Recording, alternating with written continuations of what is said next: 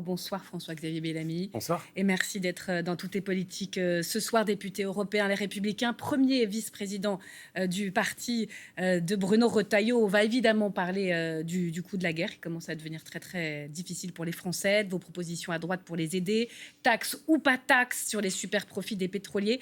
Mais commençons par l'impasse au Moyen-Orient. Aucune porte de sortie ne se dégage aujourd'hui entre Donald Trump et le régime de Téhéran. Est-ce que vous craignez une nouvelle escalade ?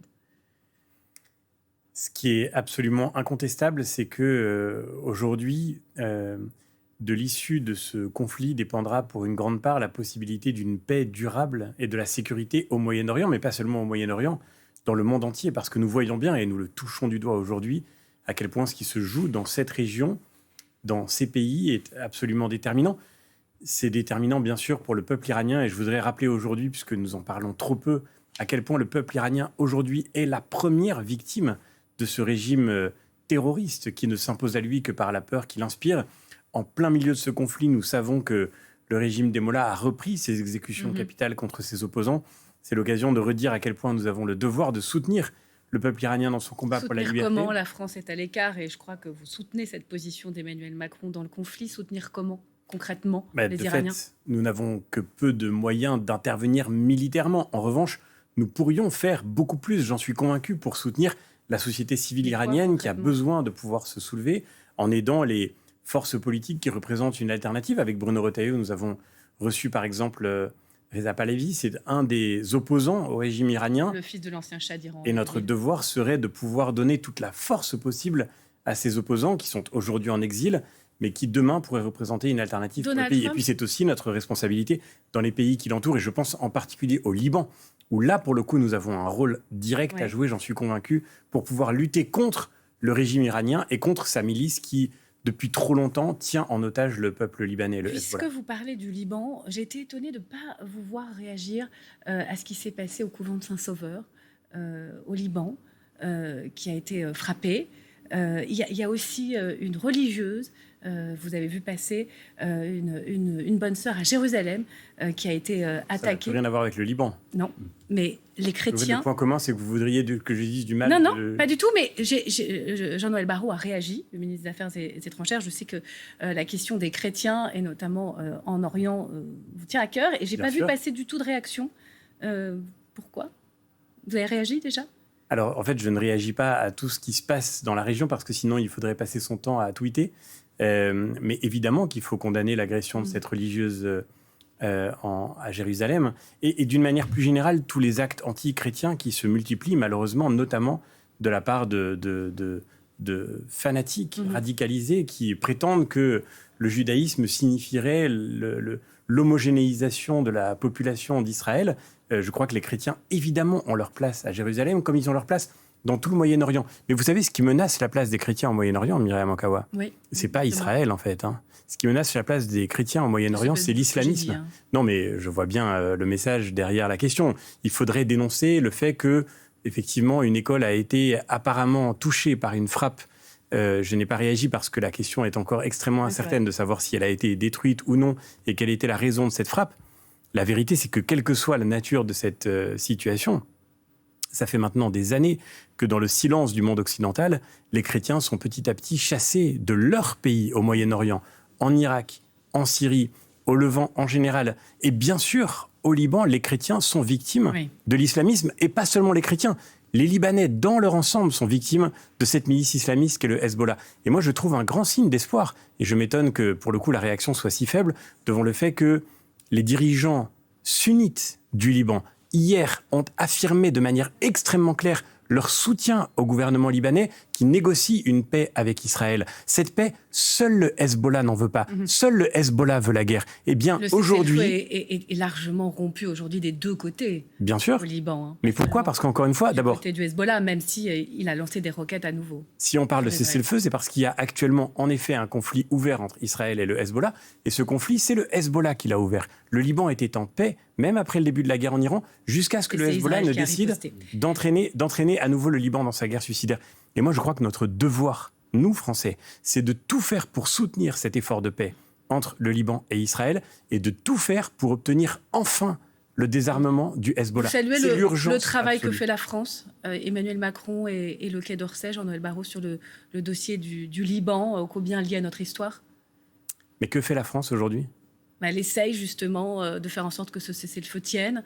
Elle essaye de se faire rencontrer les Israéliens et le gouvernement libanais. Mais ce qui compte, c'est pas d'abord un cessez-le-feu, ce qui compte, c'est la paix. Et pour avoir la paix et la sécurité dans la durée pour le Liban, l'urgence, c'est le désarmement du Hezbollah. Et moi, pardon, mais Myriam Makao, quand j'entends chez vos confrères de BFM TV, notre ministre des Armées, qui met sur le même plan Tsahal et le Hezbollah, l'armée d'Israël et la milice islamiste du Hezbollah, et qui dit, Catherine Vautrin, qui dit « Nous ne pouvons pas supporter ni Tsahal ni le Hezbollah ». Quelques jours seulement après que le Hezbollah a tué 2 soldats français sous mandat des Nations Unies, sous casque bleu, dans une mission de paix, quelques jours seulement après cet assassinat, ce crime de guerre. Pour vous. Mais en fait, pour moi, le drame, la France, malheureusement, est absente de ce débat. Et elle est absente parce qu'elle s'est discréditée par sa complaisance envers la politique du régime iranien. En fait, c'est de ça qu'on parle aujourd'hui. C'est de ça qu'on parle. Quand la France vote, et là encore, on n'en a pas trop parlé, pas assez parlé, mais quand la France vote aux Nations Unies contre une résolution proposée par les pays arabes, c'est les Émirats arabes unis, c'est l'Arabie saoudite, c'est Bahreïn, qui proposent une résolution pour demander la libération du détroit d'Ormuz, et que la France vote contre cette résolution avec la Russie et avec la Chine, contre tout le monde occidental. Malheureusement, la France se discrédite, et je crains que si elle est en dehors des négociations de paix au Liban, vous êtes extrêmement sévère avec la diplomatie française ce soir. On revient en France. Aujourd'hui, ça fait des années, malheureusement, que ça dure, cette complaisance à l'égard du Hezbollah. Et je crois que c'est notre devoir que de préparer une alternance qui permettra qu'en France, nous ayons enfin une ligne plus claire sur ce sujet. Vous préparez l'alternance, et les Français qui vous regardent ce soir se disent tiens, s'ils étaient au pouvoir, qu'est-ce qu'ils feraient dans ce choc pétrolier que la France traverse et le monde avec elle. L'économie est à l'arrêt, on y est, choc pétrolier. Qu'est-ce qu'il faut faire, très précisément ?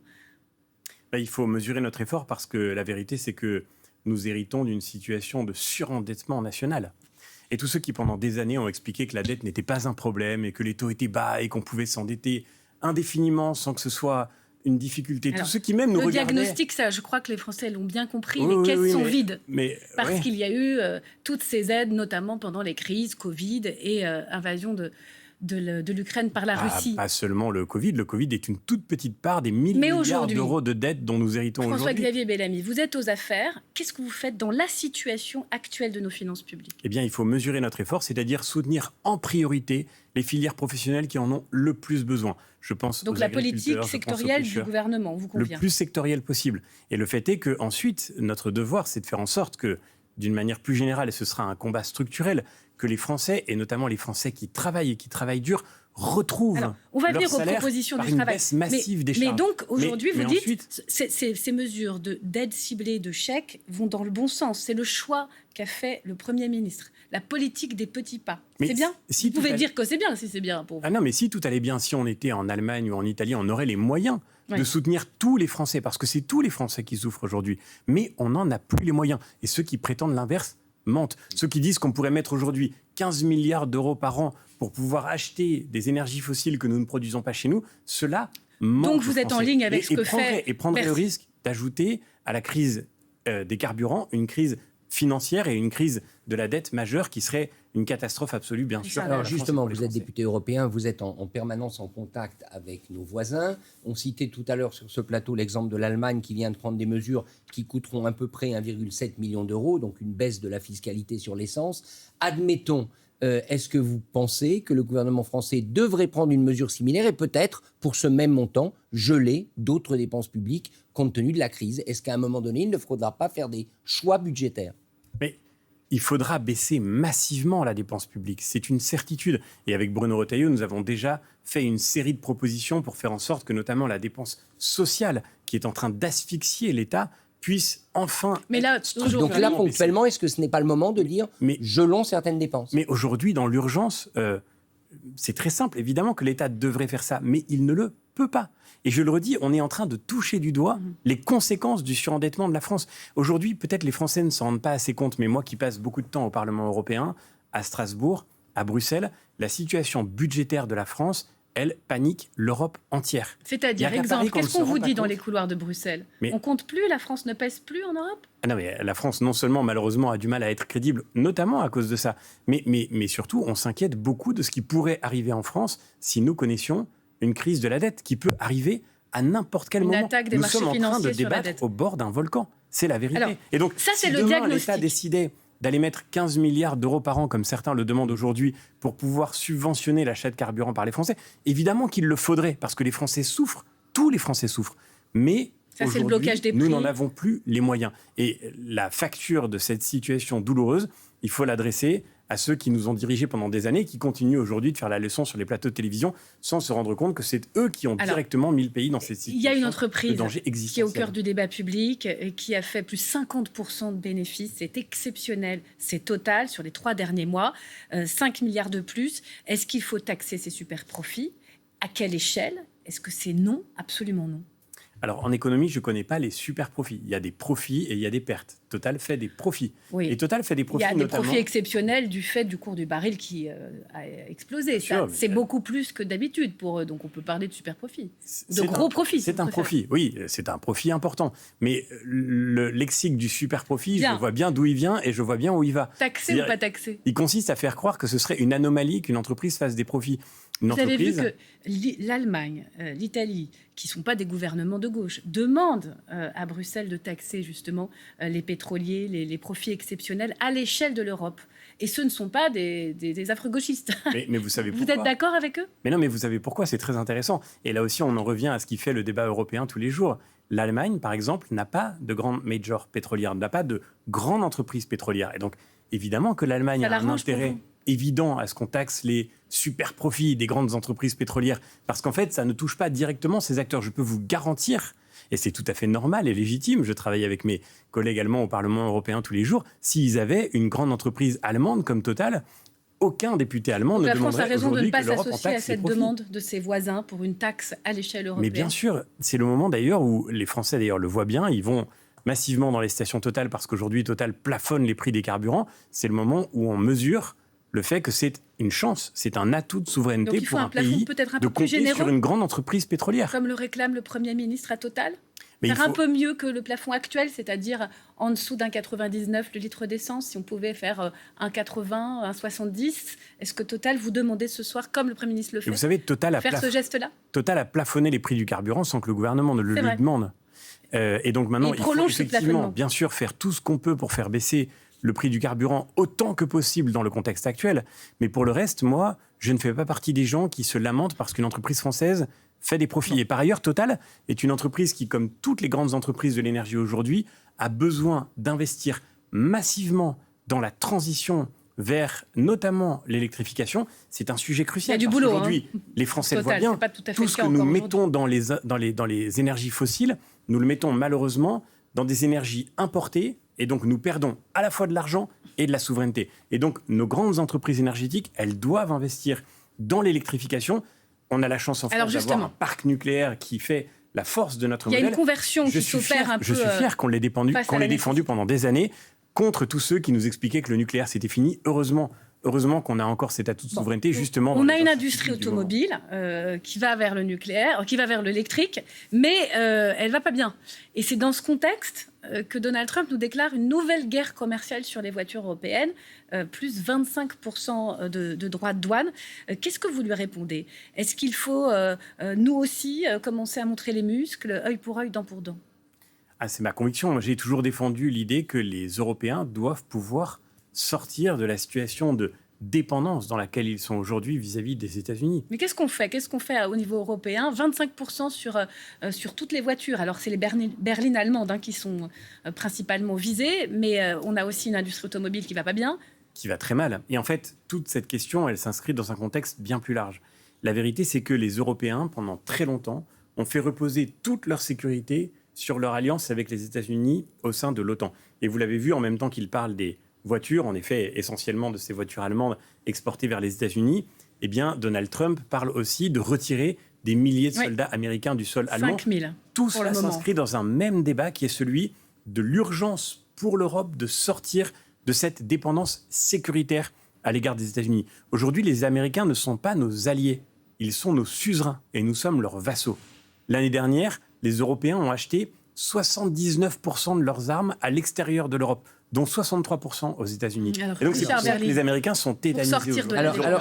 Alors, c'est ce que vous dites est vrai, mais il se trouve que Donald Trump, il a du pétrole. Il se trouve qu'il a du gaz liquéfié et il se trouve qu'on a besoin de ces énergies. D'ailleurs, on s'est engagé, vous le savez, Mme von der Leyen, avec l'accord commercial, s'est engagée à acheter pour un montant de 750 milliards d'euros. Est-ce que le moment n'est pas venu de se retourner vers Donald Trump au niveau européen et de lui demander, comme il aime le faire, un deal énergétique? Deuxième question, est-ce qu'il ne faudrait pas reposer quand même la question de l'approvisionnement énergétique en provenance de Russie?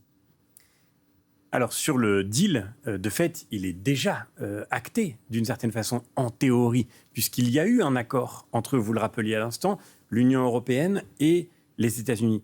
Mais le fait est que nous voyons bien que ce président qui prétend posséder l'art du deal ne le respecte pas lui-même, puisque, alors même que l'accord n'est même pas encore ratifié des deux côtés, eh bien, il rajoute encore des droits de douane qui sont, de toute évidence, complètement contradictoires avec l'esprit même de cet accord. Donc, à un moment, il faut aussi que les Européens soient capables de faire valoir leurs propres atouts dans cette discussion. Par exemple, mais on a besoin de son pétrole. Les services numériques. Mais ils ont besoin de notre marché. Et vous le dites à l'instant, il y a aujourd'hui en Europe un marché considérable pour notamment les acteurs du digital américain. Il faut qu'on soit capable d'engager un vrai bras de fer. Sur la question sécuritaire, évidemment que les Allemands, par exemple, sont très inquiets de voir les forces américaines quitter leur sol, mais les Américains aussi. Et vous l'avez peut-être vu, c'est maintenant que le débat commence à devenir intéressant, parce que les parlementaires républicains aux États-Unis alertent sur le fait que l'Allemagne est un point de relais logistique absolument indispensable pour les opérations de l'armée américaine. Quand même un mot sur la Russie, pétrole et Russie. Il se trouve que la Russie a du pétrole, elle en a beaucoup.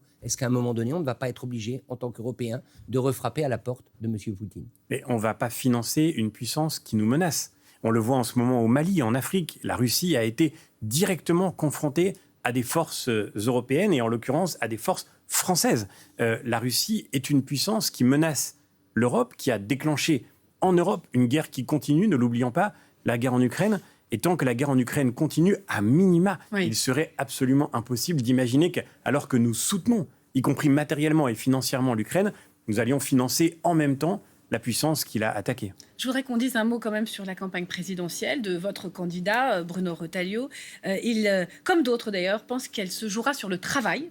C'est aussi le cas d'ailleurs de Gabriel Attal qui a des propositions. Jordan Bardella aussi a énormément parlé du travail ces derniers temps. Qu'est-ce que vous voulez faire exactement, pour le dire simplement, travailler plus et plus longtemps? D'abord, et c'est la première chose à dire et la plus fondamentale, faire en sorte que le travail paye à nouveau. On a hier dans notre pays célébré avant-hier le travail. La vérité, c'est qu'aujourd'hui, en France, ceux qui travaillent sont punis.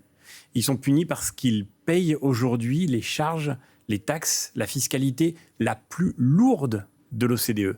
Et c'est absolument intenable dans la durée. Aucun pays ne peut reconstruire sa prospérité, ne peut sortir de l'appauvrissement que nous connaissons aujourd'hui, ne peut retrouver même sa souveraineté et sa sécurité s'il ne commence pas par concrètement, récompenser ceux qui travaillent. Priorité au travail, ça veut dire quoi? Revaloriser comment? Est-ce qu'il faut, enfin le travail paie, que les salaires augmentent? Est-ce qu'il faudra travailler plus longtemps? Est-ce qu'il faudra faire en sorte que les 35 heures soient vraiment remaniées, voire supprimées? Qu'est-ce que vous proposez? Il faudra que plus de Français travaillent, parce qu'aujourd'hui, nous sommes le pays, là encore, le pays de l'OCDE, dans lequel le temps de travail par habitant sur une vie est le plus faible. Et pas parce que tous les Français ne travaillent pas. Ceux qui travaillent dur et beaucoup, et pourtant, malgré cela, ont souvent du mal à joindre les deux bouts. Mais parce qu'il y a beaucoup trop de Français qui devraient être dans l'emploi et qui n'y sont pas. Et pourquoi? Parce qu'encore une fois, on a dissuadé le travail en encourageant le fait de vivre de tous les revenus de l'assistance. Donc ce qu'avec Bruno Retailleau on propose, ça a été le premier volet de son programme il y a déjà plusieurs semaines. Ce que nous proposons, c'est d'abord de faire baisser massivement les charges qui pèsent sur le travail pour rendre du salaire aux Français, pour rapprocher le salaire brut du salaire net. Et deuxièmement, de faire en sorte qu'on puisse fixer un plafond à tout ce qu'on peut recevoir du soutien de l'aide publique. Bien sûr que la solidarité nationale du SMIC, a un sens. Quand on traverse une période difficile de son existence, on doit pouvoir être soutenu. Mais d'abord, il faut que ce soutien s'inscrive dans le fait de revenir vers un emploi quand on le peut. Et il faut qu'on ne puisse jamais gagner plus de ce qu'on perçoit par le soutien public que de ce qu'on perçoit par le travail et par l'effort. Et c'est pour ça que, en effet, 70%, c'est le plafond que nous proposons, 70% du SMIC, ce qu'on devrait pouvoir toucher pour que les revenus de l'assistance au total des revenus de l'assistance. Des travailleurs. Je renvoie d'ailleurs au programme de Bruno Retailleau qui a détaillé ça très récemment le 1er mai dernier. Merci beaucoup François-Xavier Bellamy d'être venu sur le plateau de Tout est politique.